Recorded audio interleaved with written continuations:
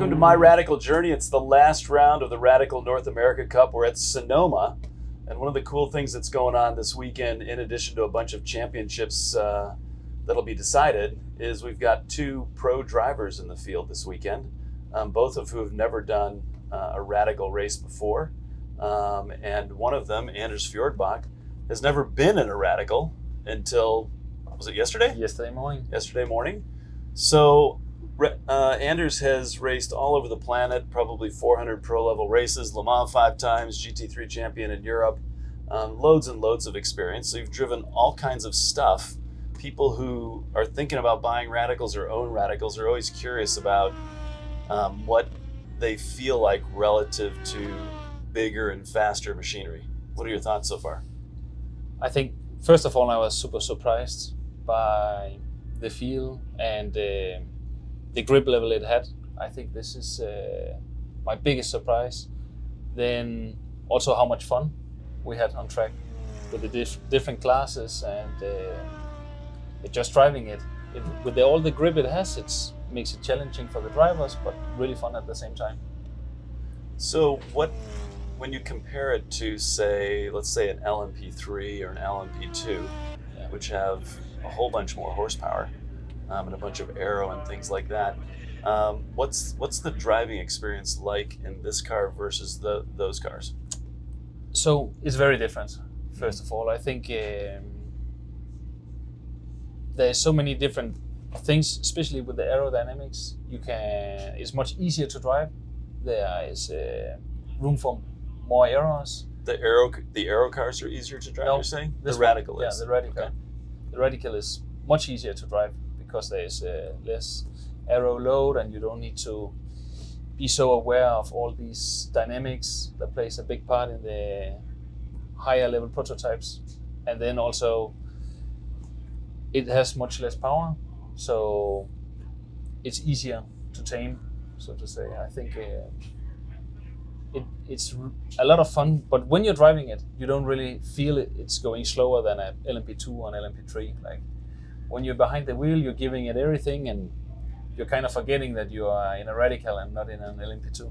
So one of the things we were laughing about this morning, which was the morning after the first 3 sessions, was how sore everybody was. We've got 9 sessions this weekend. It's one of the great things about Radical is how much time you get in the car each race weekend.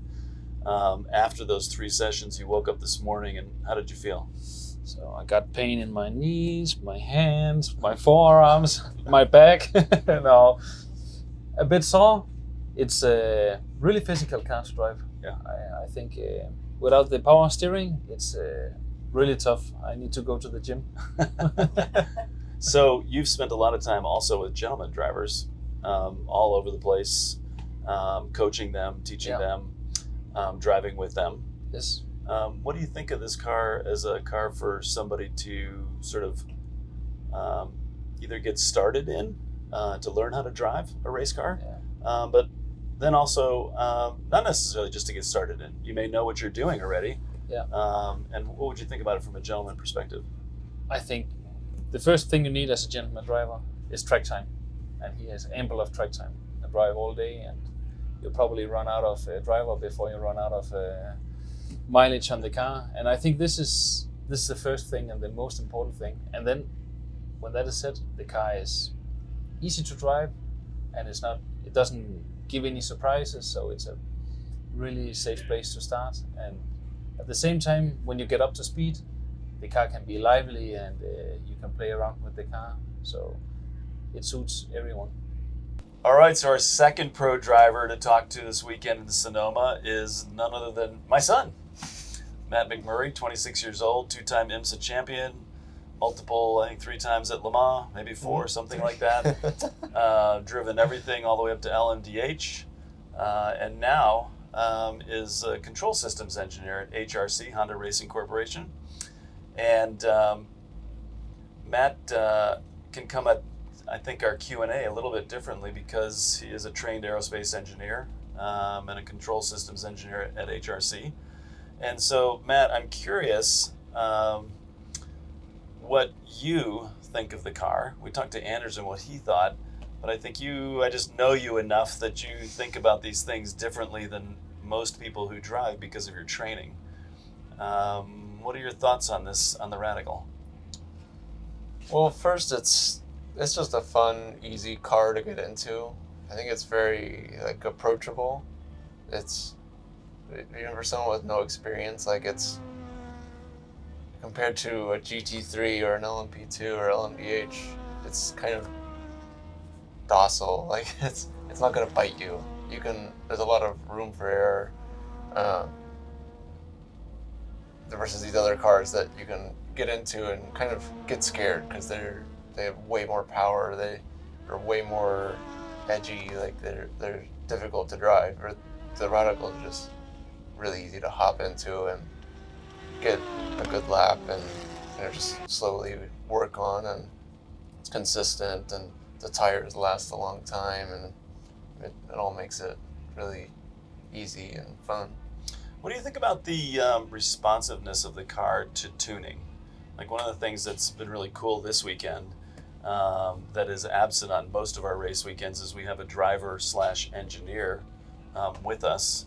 And so I've enjoyed listening to you speak to Joey Martin and Kurt Brown, the two engineers here at Crown. And you guys have had some great dialogues there. So what do you think about the tuning and the options, and then also how the tuning translates to what you feel in the car? Well, when I first saw the car, I thought it was very simple looking. But I'm used to looking at an LMDH car that's got, I don't know. Spaceship. It's a spaceship on the inside. There's more electronics on this than in all of the cars that Crown has. But I think that it's intentional that way. It's not just simple because it's poorly designed. It's simple because that's kind of the market they're catering to is, and it's sort of similar to what I was saying about how it is to drive. Like it's easy to drive, and I think it's also easy to work on. Having just a few of the most important adjustments makes it hard for you to be totally out of the window on setup. Mm-hmm. So all of the adjustments are, kind of the standard stuff, your springs and roll bars and wing, and they all do what you expect and kind of as much as you need, and it makes it, like I said, easy to be in the window and hard to kind of screw yourself up with setup. Whereas in something like an LMDH car, there's a million knobs to turn, and you can totally get lost trying all the different options. But it's simple in a good way. So when was the last time you drove a race car in a race? About a year and a half ago. Okay. At Daytona in a P2. In a P2. So you don't seem like you've lost a step. Thankfully. Both you and Anders have been super rapid this weekend. It's been great to have you guys on board. One of the things I didn't mention, I should have mentioned at the beginning, was that Matt's been racing for 22 years. This is the first weekend that we've ever raced together in the same race. So next time around, let's not wait another 22 years because I'll be like 80 or something by then, and I won't have a chance. Yeah, it's been fun. Yeah, like it's kind of crazy that we've never done a real race together. Yeah, cool. There's actually 3 father-son combos this weekend. We got Chip and Matt Romer, which is SR10 and 1500, and then the Fields, John and Clint, are both in the SR10 class, and then Matt and myself in the 1340. So it's pretty cool to see.